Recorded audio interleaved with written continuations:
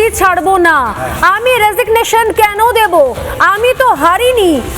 কেউ বলছিলেন যে দীপ জেলে যায় সুচিত্রা সেনের লাস্ট সিন মনে পড়ছে, কেউ বলছিলেন যে ভুলভুলাইয়ার মঞ্জুলিকা সিন মনে পড়ছে, আমি চেয়ার ছাড়বো না, মেরা শাসন হ্যায়।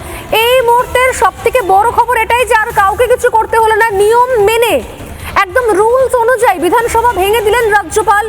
রাজ্যের দায়িত্ব আনন্দ রবির হাতে। আমি আরো একবার বলছি, নতুন মুখ্যমন্ত্রীর শপথ না নেওয়া পর্যন্ত রাজ্যপাল চালাবেন এবং এই মুহূর্তে রাজ্যের আইন শৃঙ্খলা, ল অ্যান্ড অর্ডার, প্রয়োজনীয় ডিসিশন সমস্ত কিছু নীতি নির্ধারণ করবেন রাজ্যপাল এবং তিনি নতুন সরকার গঠন করবেন, তিনি শপথ বাক্য পাঠ করাবেন।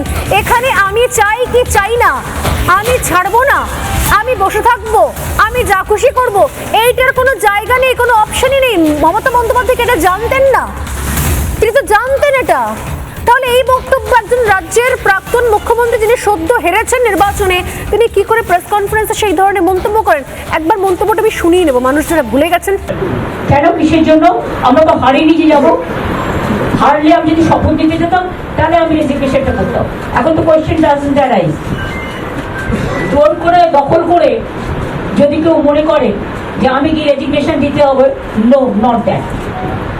Now also I want to say that we didn't lose the election. It is their forceful attempt to defeat us. Officially they may, through election commission, can defeat us. But morally I am telling you that we won the election.